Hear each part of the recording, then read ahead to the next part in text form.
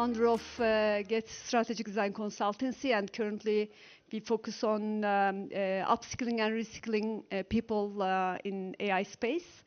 And today I have three distinguished speakers. And then indeed, do we have the slide? Okay. And I have, just a second, sorry.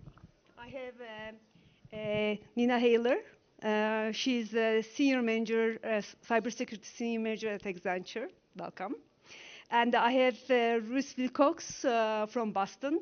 He's founder of and the CEO of Artifacts AI. And I have Johan Protic, yeah. And he's vice president of the board Ringler Axel Springer. And I think he just back from the Bay Area, right, to Europe. So it's okay. I'm so happy that we have now we will be able to cover very different angles in AI space. And in the program, I have also, you can also see Roxandre Eon, and I'll take care of his work and later on the social media, this is the deal, so thanks for understanding. We have quite a lot of topics to cover, but let's start with something very personal. I'm sure everybody is going through some transformation, have some fears or agendas for this new coming wave. I would like to hear what are your personal experiences with AI, but I would like to hear really your personal experiences. Like, do you have any fears? Do you have any plans? Yeah, go ahead, please. It's on? Yeah. So actually, as you just mentioned, we all walk through a brilliant and great transformation. There's a lot of lessons to learn, I think. And as you already mentioned, I started, I think, already 10 years ago in the cybersecurity industry. Mm-hmm. And this was also the time when AI was a bit new to all. And we started also using AI technologies to detect threats automatically. And this I also did for the past 8 years. And just 4 years ago, I moved on, also did my own and personal transition in looking into the broader picture and also helping companies to transform themselves. So now I have the perspective of end-to-end strategies and also processes up to the operations. And transforming organizations and companies obviously also brings a lot of technology with it, but also the human factor is crucial to look into. And just seeing this broad field is super interesting. I'm very happy to see this and also obviously share some insights. And would you also briefly mention about what you do and a little bit your background, because you have an amazing cybersecurity background, right? Yes. So cybersecurity, I think you all have heard something about it already. It's nothing new, but the hacker industry and also the threat industry is just significantly growing, and there are different type of interests why hackers attack the organizations, and also personal interests are behind that. So disinformation is one thing, capturing IP, and also just destroying or trying to hurt the industry or the companies or the competitors, so to say. Thank you. Russ? Hi, everyone. My name is Russ Wilcox, CEO of Artifacts AI, and I guess I can give you a little bit of background about my company through the story that got me really excited about AI. So I've been in machine learning my entire career, and we're typically used to dealing with data that is generated by these things. But in 2021, I had the opportunity to go to a local government meeting around city building, only to feel like that I stepped into 1700, where there's a lot of paper records. They didn't know what was going on. And I said, how do we operate as a society? And if we scale this up to the federal level or the United Nations, and you see policymakers bringing in these massive binders of paper, how are we supposed to make actually data-driven decisions? And so I saw a broken system that we could really use AI for a novel use case of being able to read through and understand all of these documents and create new data sets to solve a broken system. And diving into that, it led me to realize that there is a whole new field of opportunity where we could be using AI to really make a more connected world, help plan our cities better, make them more sustainable, but also profitable, but also going into the world of public record where there's lots of paper records about people out there that you typically have to just read through manually. But AI has allowed us to supercharge that and get really detailed profiles on individuals, on policies, and be able to connect them. And so through my work with Artifacts AI, I got really involved with AI ethics. And one of my concerns is that we are at such a pivotal moment in AI development where we could be doing so much good, but only a small number of people actually know how to use its power. So how do our local communities interact with this? How does the average person be able to adapt into this new world where we could have a very strong connectivity between nation states, between communities, or we could go down the path of just pure industry where we have digital or techno-feudalism, and that's one of my scary things. So I talk a lot about that. I'm also an expert in residence at Boston University and a distinguished member of the American Society for Artificial Intelligence, and I'm glad to be here. Johan? Hi, my name is Johan. I'm the vice president of the board of Rainier Axel Springer.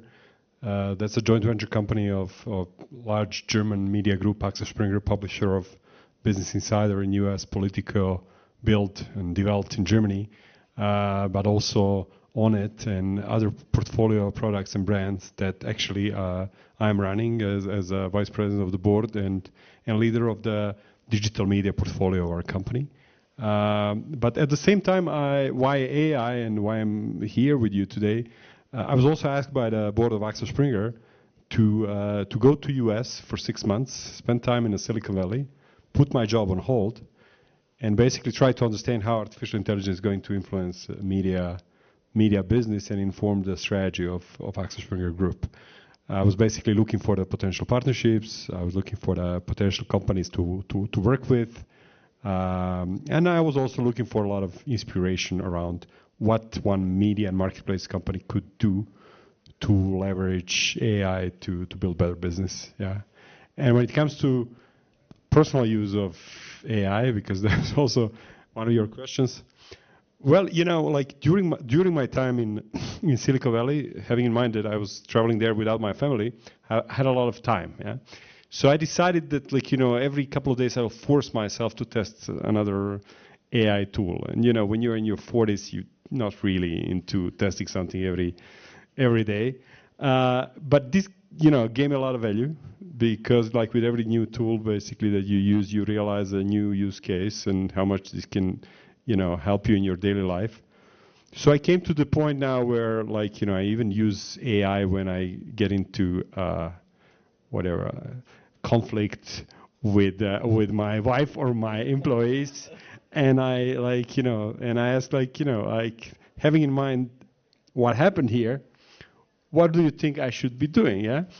And believe it or not, it's almost like a mirror. Like, very frequently you get a very good advice what to do next, and, like, you know, it was recommending from flowers to you know, a good restaurant. You know, it's so AI is smart, guys. yeah. You know? I have a friend indeed.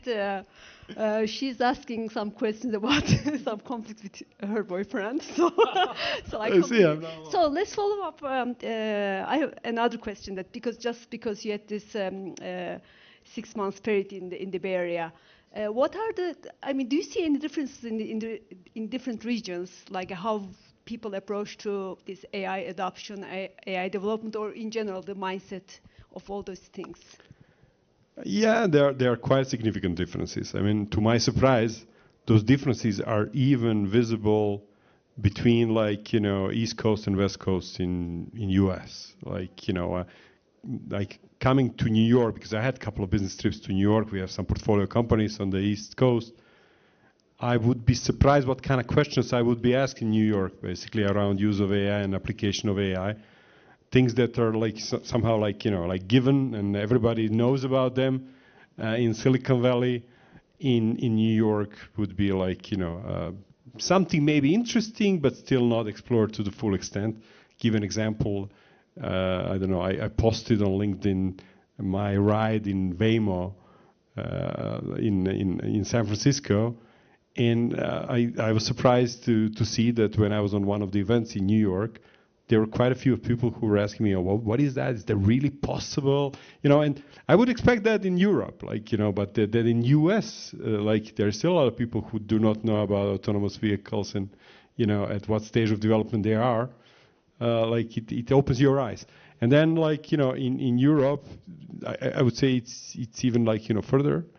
And that's also visible when it comes to implementation of AI into the processes in the companies. While in Silicon Valley, I already see a lot of scaling, or I saw a lot of scaling.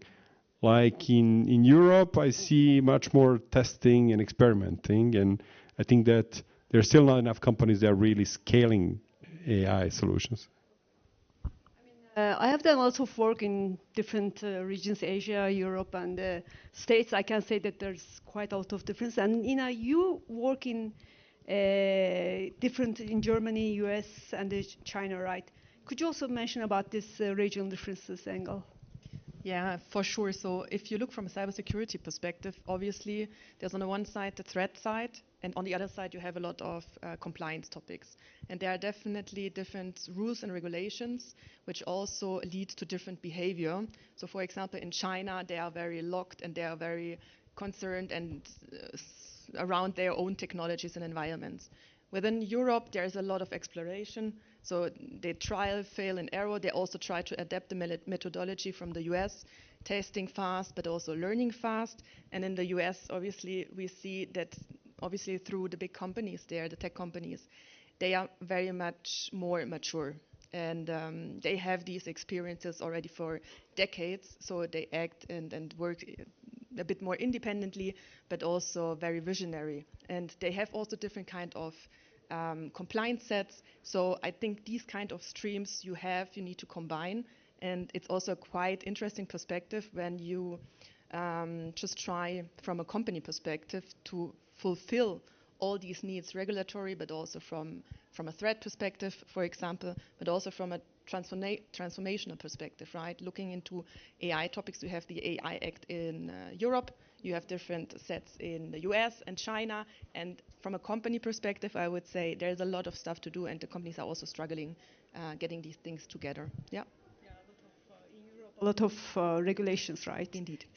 And let's dive into the verticals. And Ras, and you have I found your company very interesting because it's not quite easy to think the AI and the urban development together easily.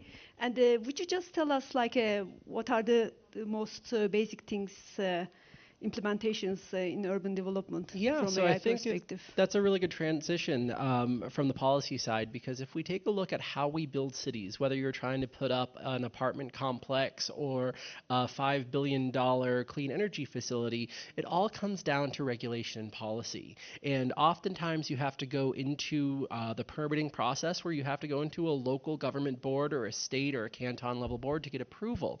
And there's lots of ambiguities and messiness around these paper policies, and there's not a lot of visibility into how have projects had been successful in the past or how they can be helpful in the future. So these projects that really should only take about 6 months to get approved take sometimes upwards of 7 years because there's just so much messiness.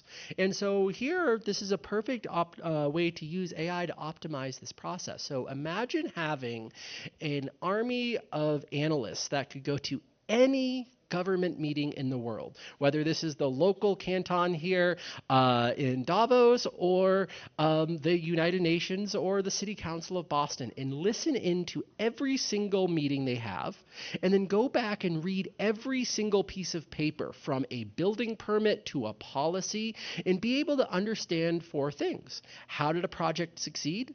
What were people concerned about? How did the board members interpret that? And who are the key people?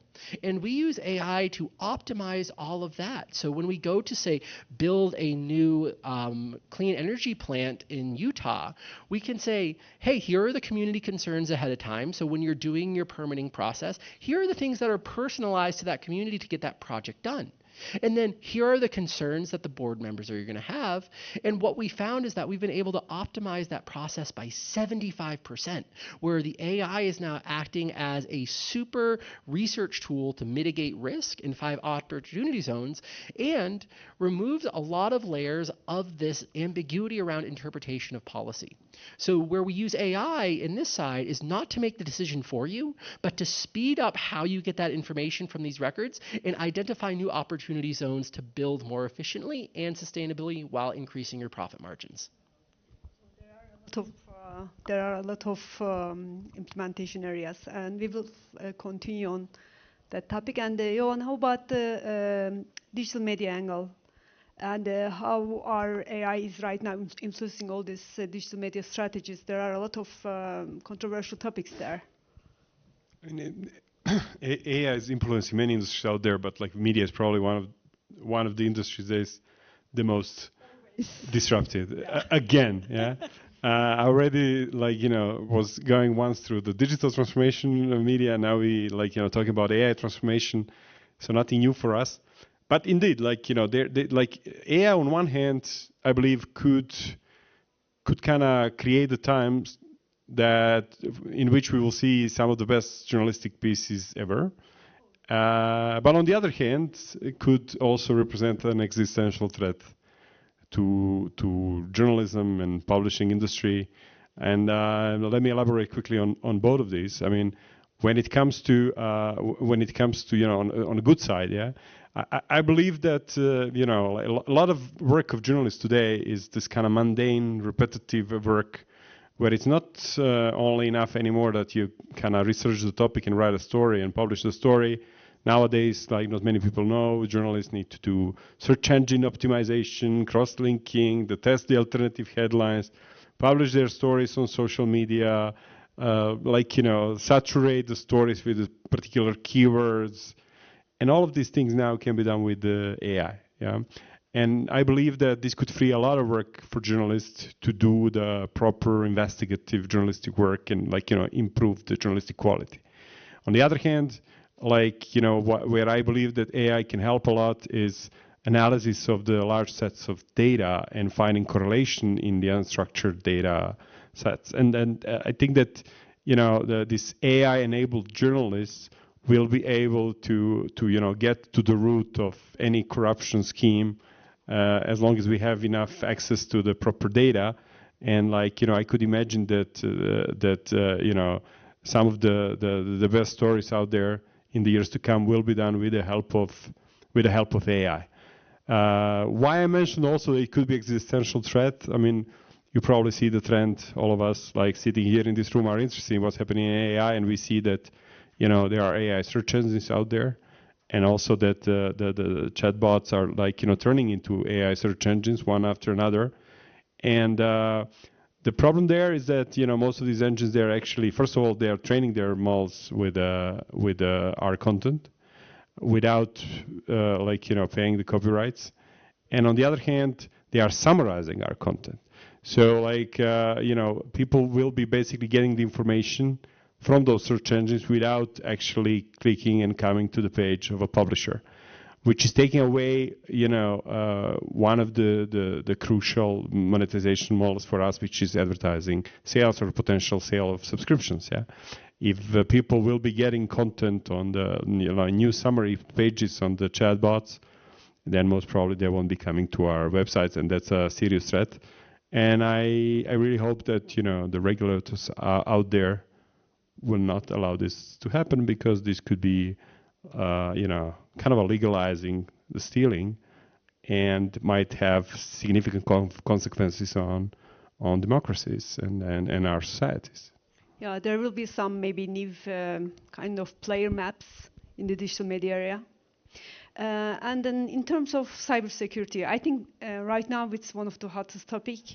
Do you think people have more fear in general? This is my first question, because of all this deepfakes, etc. And the second thing, how AI is reshaping, or do you think it's changing the whole cybersecurity landscape? Well, that's an interesting question. So about the fear, I think only people which are not digging deeper into the AI technologies and environment maybe are a bit more fearful, so to say, or respectful. But at the end, I think it's a great chance, and obviously everyone can use it, right? But it's a great chance to leverage good skills and technologies to prevent from threats and attacks. So at the end, I think it's something the hackers can use, but also the companies can use to prevent their self, but obviously hackers will do the same, and it will end up in a game between machine and machine. So the more you invest into technology, unfortunately, the more you also look into the automation process, the more you're also a bit more safe. Yeah. So I think this is something which can be managed. So there's nothing which is super unknown and unmanageable. So it's somehow a limited risk. Yeah. So, could you give us an example project that we can understand this AI implementation in urban development? Yeah, so a good example of this is, let's say that we're looking at putting in a solar facility in Utah. Historically, what you'd have to do is you'd have to go through and understand that community to understand, hey, do they want this? Is this going to be beneficial to them? Or are there going to be people who maybe have different interests than you that are going to try to stop your project? And with AI, what we're able to do is we're able to understand that community sentiment from public records. So oftentimes you can go in front of one of these government meetings and say, hey, I agree with this project or I don't agree with this project. With AI, we're able to do this ethically because they agree to be on record, and we can get that information to help developers understand what are the risks of this community. Are they dealing with some water quality issues that, say, a data center might exacerbate? Or on the other hand, say that data center uses a lot of water, but it doesn't care about what that water is. It can be dirty water. So if the data center were to put in a wastewater treatment facility that they knew ahead of time, it could speed up their process. So that's one application on the good side. Now, kind of building on the cybersecurity side, where there's a risk for this is that, think about it, when you buy a property, you will get a deed or some sort of mortgage record that is public record. Typically, at least in the United States, you'd have to go to that county website and read through that. Well, AI can read through all that in an instant. So I can tell if my neighbor has 4 or 5 liens against his property and owes money. But using this same process, we can also identify whether the neighbor is on a board for the government that has a contentious vote coming out, right? So now we have a really interesting ethical problem. Is it good for us to digitize these records because it can help expedite these processes and bring transparency? But when you start using AI to monitor government meetings and link these documents, you could essentially create new areas of corruption and threat. And so that's one of the things that we have to think about as we bring in AI to the building world, because it's not just on the building side, it's our communities that are impacted. So while there's a lot of optimizations that we do on the risk mitigation side for the developers, there's also ethical issues that we help work with governments on how do we digitize in the right way so that you could have good outcomes. And Johan, I'm sure you have seen many projects in the Bay Area. Could you give us one example that we can understand the current projects in the digital media in the media space? Yeah. Well, there are really a lot of interesting use cases. Like, really liked. I cannot really choose one. I'll share 3. So I mean, on one hand, like I think if you think of investigative journalism, there are tools, basically applications of AI, where journalists can, with the help of AI, basically analyze huge amount of data, structure this data, and then find correlations between different data points. So, give you an example, if we would have public access to the bank transfers, like from, let's say, Poland, where I live currently, to Cayman Islands, we could basically analyze millions of bank transfer files basically and check okay, give me all the bank transfers where the person who was transferring the money from Warsaw to Caymans was transferring the money in the amount larger than $1 million. And then for all these people, try to find a correlation with other people that were doing the same. and with the government projects, and like, are they related to the, so you can use like, multiple different databases and try to find correlations that can really take you to the core of the potential, corruption affair. Another case is like we can change the way how we consume media. Yeah, I mean, we could now introduce chatbots on the media outlets. Some of them already did that. We did that in Poland, and our portfolio company did that in Germany. So you could basically, instead of like, trying to find an article on what happened yesterday's football match of your favorite team, you could ask basically on top of the homepage of your favorite news website, basically what happened yesterday in the game, who won. You can even ask for the, video showing who scored the goal and so on. So that's another case. And then, there is also a lot of cases around translating our content to multiple geographies. As a media companies, so far we were very much attached to the language in which we were publishing. Yeah. So if you are like publishing in Turkish or in Polish or unless you're publishing in English, probably only your market is your market indeed, really. But like now, with AI translation, you could be publishing a story in Turkish language and have it like, visible in multiple different geographies, and you have multi-million people basically, seeing what you did. You do this in seconds, right? Exactly. So I think it's a very interesting time in front of us for content creators. Yeah. Also like for video content, like there are amazing technologies. They are enabling basically video translation. So you could have a reporter of auto build from the Geneva Motor Show doing a report and like, presenting the new model of Mercedes in German. And we could basically, with a perfect mimic, translate exactly what he said in this video and show the video in English or in Polish or any other geography where Axel Springer is present, or any Axel Springer today. So yeah, these are just some, as you see, I guess it was worth to show for or share for. I mean, of course, there are some ethical concerns there, but we will talk about that. And how about in cybersecurity domain? Any tangible examples you can give us? It could be in different regions as well. So for AI Yes, benefits. yes. So I mean, just 10 years ago, before I really started in this industry, you've been able to analyze threats manually. So day by day, there was spam, there was a small pattern where an engineer was sitting there, or a programmer was sitting there and was saying, hey, this is something which is suspicious, let's look into it and let's identify if it's good or bad. And it just changed over years. And just 5 years ago, I think, it was impossible to analyze all available threats on Earth. So there was a lot of data aggregation, and we call it SIEM-SOC, so Security Operations Center, where all this data get consolidated and then analyzed automatically. So less engineers are needed, and the threats can be detected in a very good quality. And also what we have seen is the transformation from the product perspective, because years ago there were single kind of products organizations needed to install. And the large tech companies, they took over this capability very quickly. And we also see there a large transformation and also a collaboration between the smaller companies, also get eaten by the bigger tech companies. But seeing really how the technology helped to detect and resolute the threats, it's great to see. Yeah. Any exciting products upcoming that you are aware of? Well, I'm sure there are many, but the ones that you think that most maybe exciting. One thing I very much learned, I started in the antivirus business, which was a single product, and the antivirus industry just grew significantly through email exchange, data exchange. Everyone just had within the company, right? And what we have seen over the time, just mentioned that the big tech companies like Microsoft, they have been also following up on this. And now we see the threat detection is also super good.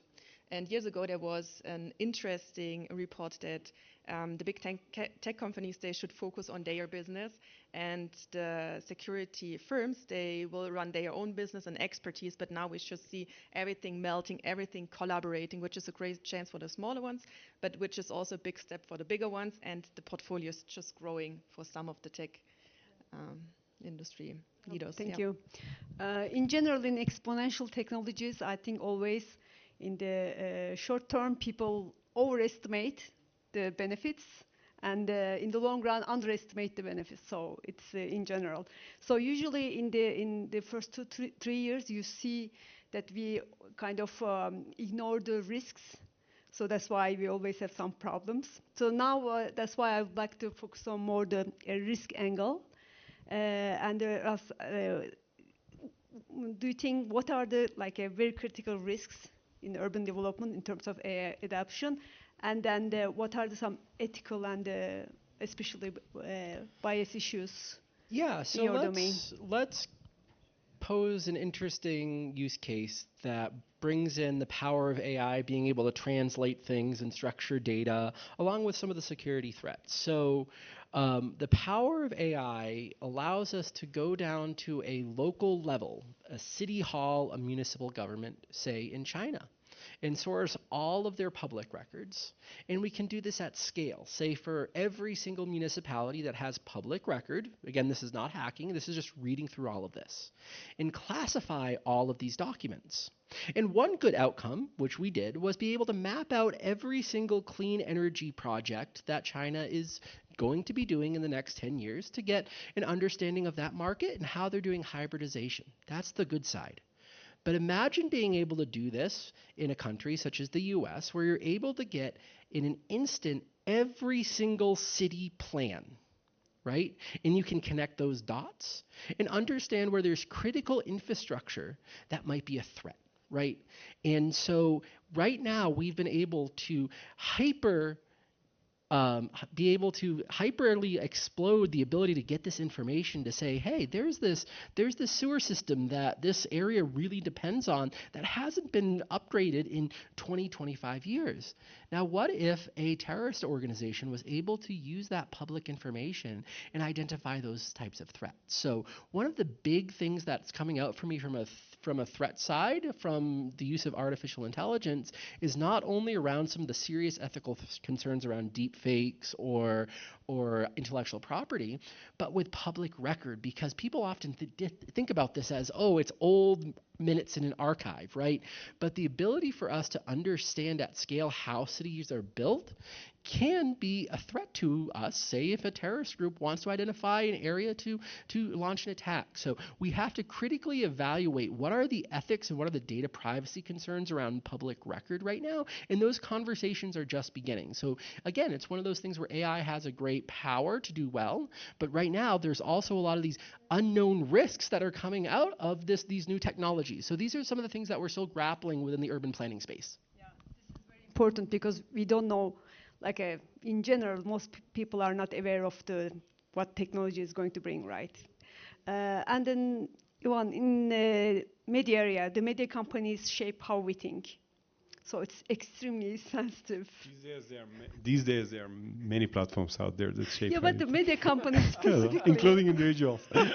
I don't know. I mean, media companies specifically, it has a huge impact on the society, right? Of course. And these risks and then ethical angles are specifically very sensitive, right? And please tell us what you think and what type of risks you think are very critical, and how the media companies are addressing them. I think, first of all, I mean, speaking of risks, even going beyond media, the meta risk is if we come to the stage of, AGI and this fully autonomous and independent artificial intelligence, will we have enough of guardrails and security, implemented there to to have a thriving society that will still be around in the years to come? That's the problem of all problems, and I think that there is not even enough discussion around that. And if there is a discussion, it's very artificial. And I don't even dare to go deep into this discussion because I don't understand it. Now, going a level deeper and speaking of the media space, I think that the massive problem actually started even before AI, which was basically this, super democratization of distribution. that social media platforms brought to all of us, where every single one of us had a platform to share our content and get the reach of millions of people. And that is why we already today, even before AI, we had communities on social media that believe that Earth is flat, and these are communities of few million people. I strongly believe that is the reason why there needs to exist a layer of professional journalists and editors who were educating themselves to be able to assess and differentiate truth from the fake. And are they always right? Probably not. They can make a mistake as well, but probably much less mistakes than algorithm that can be manipulated. And if we now allow this kind of uncontrolled stealing of the content from publishers and presenting publishers' content on the third-party platforms without having those users coming back to the publishers will have the financing problem. And if we get into that stage, we will all be forced to rely only on what's published on social media. And I'm really worried how the world might look like if we get to that stage. Particularly now when social media platforms are even publicly announcing that they plan to deprioritize moderation. And, so everything you have in your mind or any one of us will be published out there without any control. I'm specifically very interested in media outlets, in general, their business models.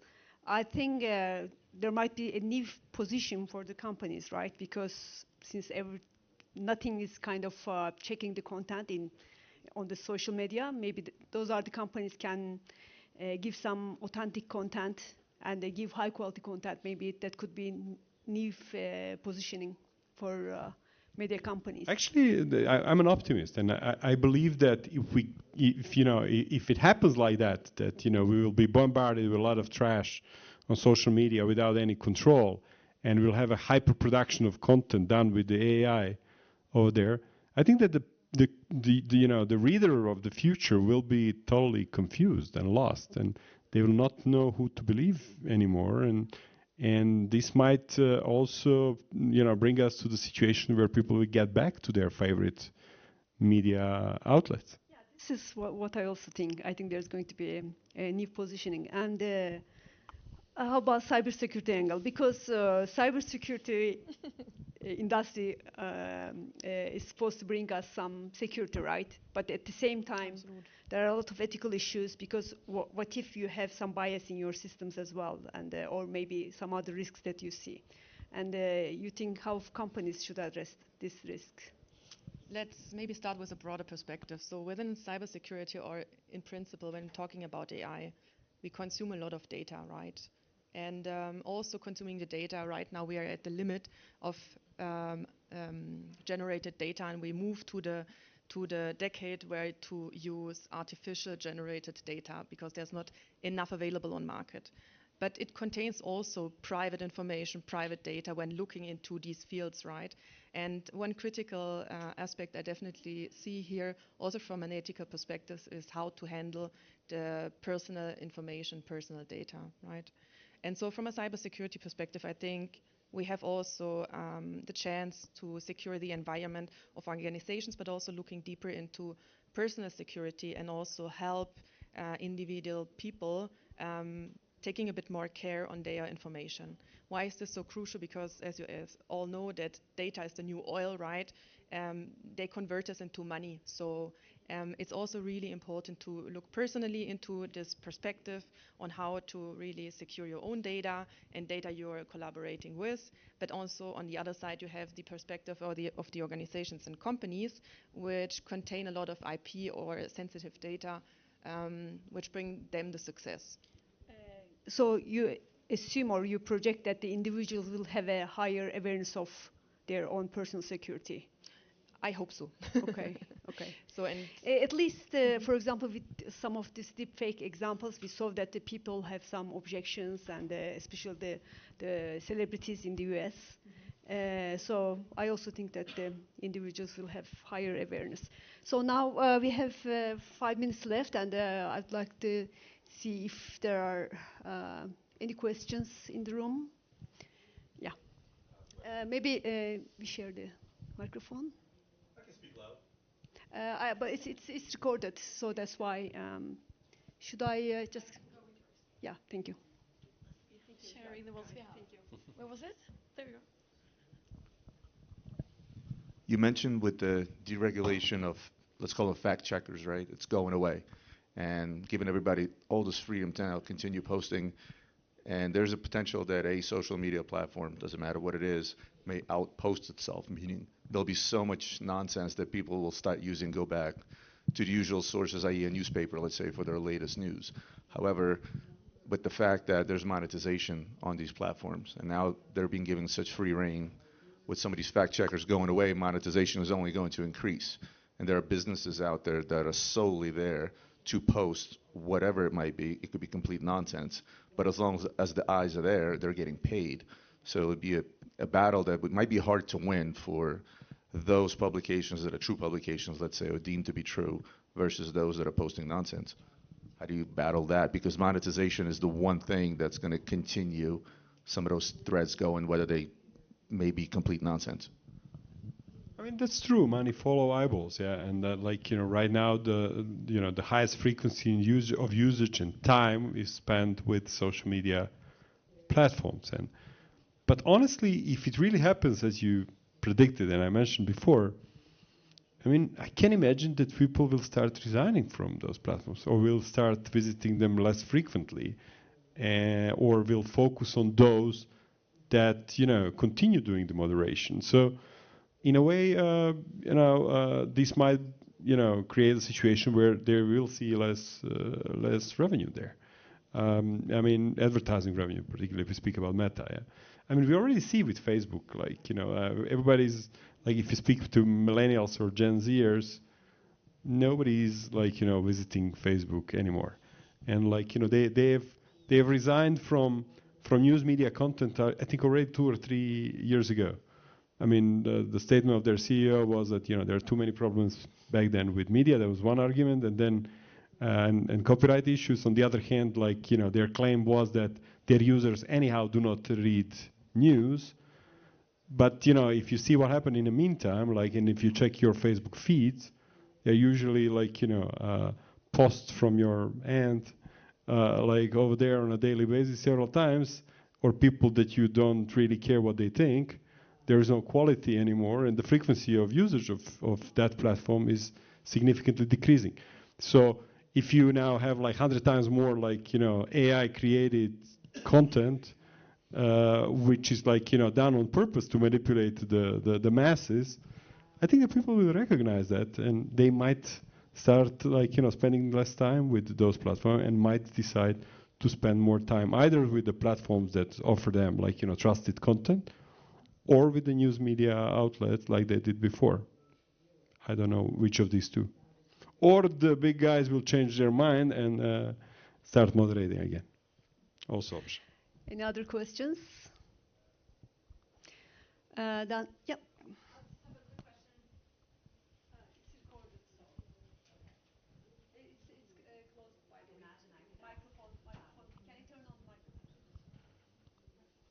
Okay, good now. I imagine I could ask ChatGPT this question, but for those who are in companies or businesses that might be industrial or not tech forward, what recommendations do you have on learning about the best platforms and ways to use AI, and also to put guardrails around the risk? Are there consultants that exist? Are there companies popping up to teach how best to use it? What would you recommend for companies who just want to learn? There are, I'll have a very brief, then I would like to pass it to Nina. There are quite many upskilling and reskilling programs. So that I think you should be familiar with the several platforms instead of one platform. So this is something that I work on. But I would like to hear the maybe Accenture's point of view, because you see the major players as well. I think it's always a collaboration between various institutes, universities, and experts you can leverage to look deeper into this topic. Obviously, there are consulting firms which are helping, but also because we are talking about latest technologies and AI, it's still latest technology because we learn how to use it and to transfer it into value. And I think there are very specific use cases where you also need very specific skills using the AI appropriately. So I think a combination of university and really young people, youngsters, great and new ideas, and of the people very well established within the industries, knowing the threats, also knowing the industry quite well, that's always a great thing. I'm just thinking about how to involve politics, right? Because we always try to build a triangle. You also need to double check rules and regulations you need to fulfill to be on track with that. But with that, anything to add maybe from... Yeah, so I think I've consulted with companies in the past. The first thing is don't try to shoot for the moon first. Don't try to automate everything. And this goes back to some of the questions that often pop up. Is AI going to take my job? The answer is no, not right now. But a person who knows how to use AI will take an entire department. So to recognize that opportunity and that risk, where you want to start is thinking about what are monotonous tasks that you might outsource or that you might have an intern do, or someone whose job is maybe, say, a paralegal or a lawyer that just has to go through loads of paperwork, right? So start thinking about where there's not sensitive data that you can send back and forth to something like a ChatGPT or a Claude or a Mistral, and understand that as a test case. So how to use AI to optimize your decision making, not to make decisions for you. And then the second is be intimately familiar with the use cases of each of the different platforms. So ChatGPT is very different than Claude, which is very different than Mistral. All of them are large language models, but some have better use cases than others. So for example, ChatGPT is really good at taking unstructured data like a document and creating structured data like a CSV of people and budgets. Claude, on the other hand, can handle massive amounts of documents. It has a longer, what we call context window. So you're going to have less hallucinations on summarization and longer form documents. And then Mistral is more of a custom field for some more proprietary information. So when you're thinking about implementing AI within a larger organization, first thing, the three tips that I would have is, what data do you not really care about if it becomes used as training data, right? Don't give it sensitive budgets, those types of things. We are running out of time, so please. Second is find those tasks that can be automated. And third, make sure you pick the right model and you understand the differences between each one. Yeah, okay. Thank you very much. That was a very nice summary. And thanks very much for your sharing your thoughts and your vision on the topic. And thank you for coming. And now I'm closing the panel, and we will have another panel following this panel. Okay, thank you. Thank you very much. Thank you.